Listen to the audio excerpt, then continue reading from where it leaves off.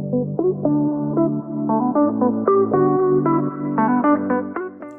everybody, thank you for joining us again. In today's video we're going to talk about what we got up to for George's birthday. So we're going to talk about some things that we thought were accessible and maybe some things that weren't. Not as accessible, yeah. So what did we get up to? We went for a day out in Brighton. There's so much stuff to do in Brighton and so many things I've always wanted to do but never got around to doing. So just to kind of put a day together full of things that I've wanted to do and been going on about for ages but never actually got around to arranging. So we went to the Grand Hotel. She's always banged on about staying there. Staying there for the night. So that was lovely. We went to the Salt Room for dinner and we went to the Sea Life Centre. So let's start with the Grand.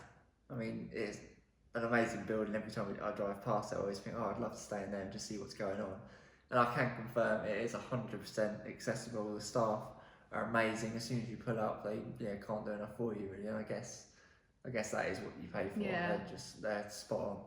They parked the car for you, so they came round, showed us where to go and park. Which was handy because obviously wheelchair accessible vehicle, quite big.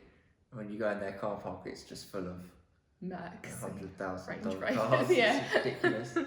So yeah, it was very handy that they offered to park the car. Yeah. I think you were pretty happy about that. Yeah. To access the building itself, obviously the main entrance, there are stairs going up, so obviously can't use those, but there's two ways. One is through the car park, which obviously you can only have access to if you're parking there because they have shutters, and then the other way is there's an outdoor lift just to the side of the building, so literally we can just open the door, George can go in, there's a button that he presses, it literally just takes him up a couple of stairs. Yeah, like a lift basically. Yeah, like a lift, as a lift does. And then we literally press the buzzer and then a staff member will come round and open the door for us, and that's how we got in and out of the building. The only thing I would say though is what they could add to their accessibility is if you're a guest needing to use that lift and that door, why don't they just give you a accessible card that you swipe to get in, and it lets you in, rather than having to ring the buzzer and then wait for a member of staff to come open the door. It'd be nice just to be able to just go in in and out as you please. I mean, it's down to security, which is brilliant. You know, once we press the buzzer, a member of staff will come around and check who it is first, just to make sure it's someone legit. Staying at the hotel. Yeah. So that's great, and I can see why they do that. But maybe just some sort of key card or something that only guests will have, just to let ourselves in, so we haven't got to wait. Well, not even all guests, just only people that need to use that lift. That need to use that door. So they might only have to give out a handful at a time. Yeah. And they don't need to give out one to every single person because then it could get tricky. But if you need to use that lift and that's the only way you can get in and out of the hotel, it would be useful to just have a little card so you can just come in and out as you please.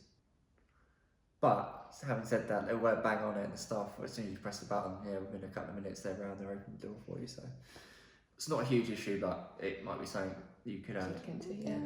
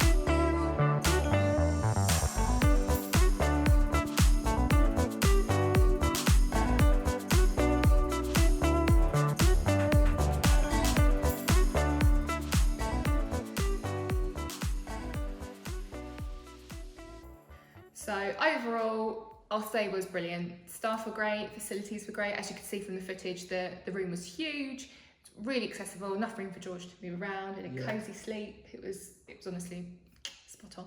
Yeah, no, the room was really accessible. There were no complaints about the room. You might have noticed in the footage that there was only a bath in our accessible toilet, but that's because when they asked, we said we wouldn't require a wet room.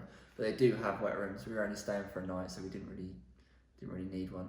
So. And the breakfast the next day was so good. Like they've got everything. Yeah, they have like a massive buffet. So you've got your hot food, which they serve for you, which have as much as you want. They've got like croissants and donuts and pain au chocolat and cereals. That's Is it? There's cereals, there's vegan options. Yeah, honestly, it was so nice. It was really, really good. And even there, like the service was brilliant. And the guy was amazing. Gentleman, I think he said good. they normally only bring around like your drink, your teas, coffees. Yeah. But he was. Yeah. They gave us a little tour of everything. Yeah, he showed us to be around really everything. helpful. Yeah, he was really, really helpful. Yeah. And obviously, he worked out quite quickly that you might have to carry 2 trays, so he helped us with the food and stuff. He was brilliant. I don't know what his name was though. No. I think it was like Malros or something. Yeah, he was a good lad. We would 100% stay there again. It was fantastic. So yeah, we definitely recommend that over and over and over. Yeah, faultless really. The staff are amazing. And you finally got to stay there. And I finally got to stay there, yeah. So if you ever get the chance to stay there, get it done. In the evening, we went for a dinner at the Salt Room. Which was lovely. We're off to the Salt Room for dinner. I've got my new shirt on. I'm a hipster now, basically, okay? You're basically a hipster. Yeah, I roll my trousers up and I wear baggy shirts. The Salt Room is right next door to the Grand. It's pretty much right on Brighton seafront. You can't miss it. It's just across the road. It's really, really accessible. They have a side entrance that's, well, actually, I don't know. It might actually be the main entrance, but I think it's the main entrance. Really accessible, and the table's good height for wheelchairs. Yeah, there's no issues. Disabled toilet. Mm-hmm. Yeah, it's really good in terms of accessibility. It's a seafood restaurant, so it specialises in fish dishes, but they do have a couple of other options if you're maybe not into your fish. But the food is amazing. It's insanely good, yeah. And the service was even better. We had a waiter called Francesco, and he was brilliant. Like, I'm sure they're all like that, but obviously we only had him. Service was just incredible. Knew everything about it. Yeah, all the ingredients. Would really recommend going there. The food was just honestly so yummy. And then because it was obviously George's birthday the day that we went, they were really, really sweet. Brought you out a little plaque thing which said happy birthday, a little extra chocolate truffle, which we didn't need. Yummy. So you already had 3 quarters at that point, and then they brought that out. Oh, it was just so good. Actually, I only had 1 mouthful of the chocolate thing, and that was enough for me. I ate it all. Violently sick if I ate any more. Not because it was bad. It was lovely, but it was very rich chocolate pudding, and I was stuffed at that point. So during the day, we went to Sea Life Centre in Brighton. Finding the main entrance, really easy. Big old sign, and then when you get there and you look down, big old flight of stairs.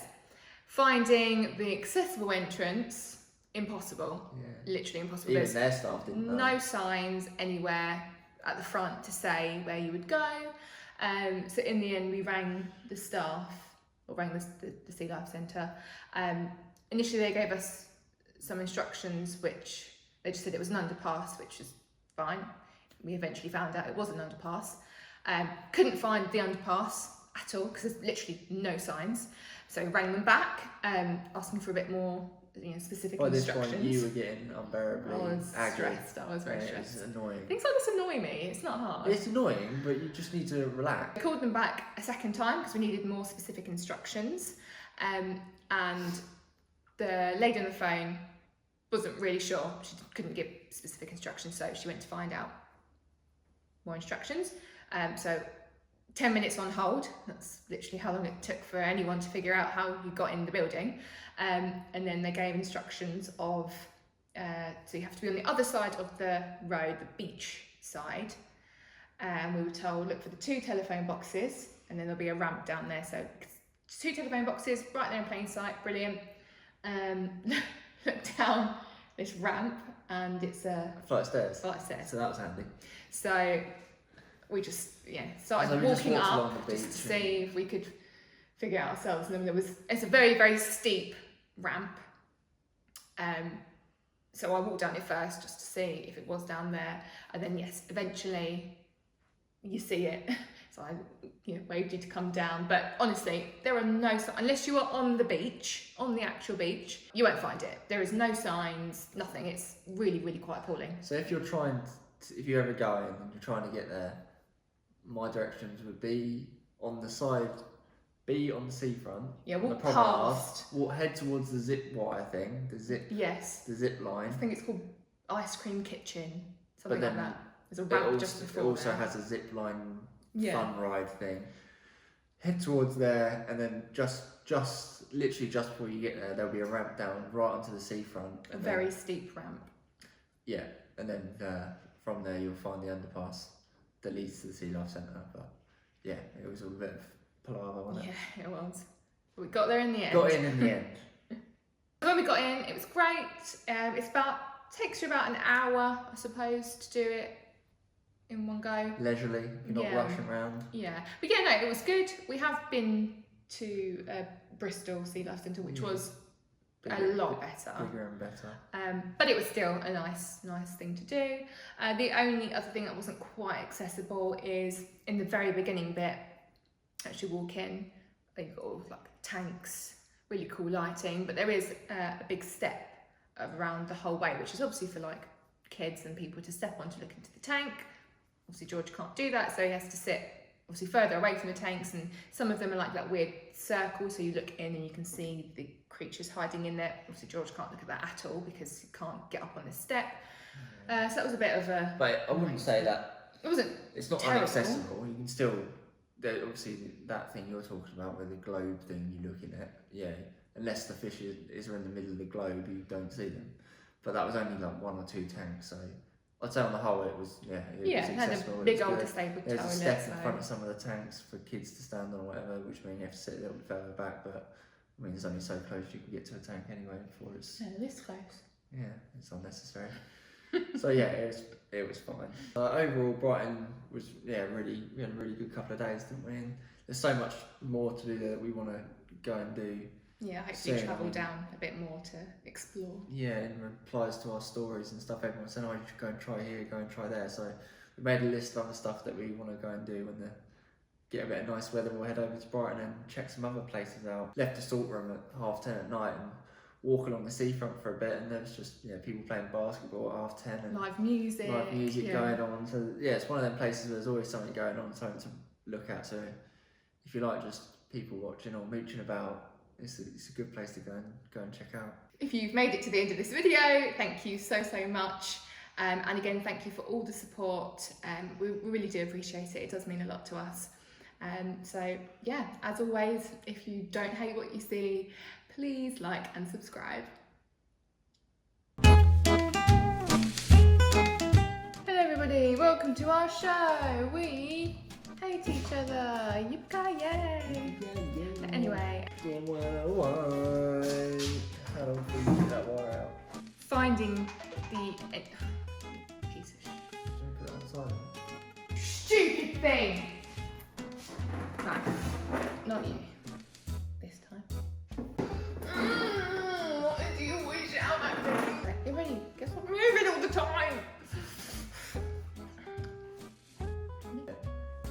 I do it as well because you're not already talking.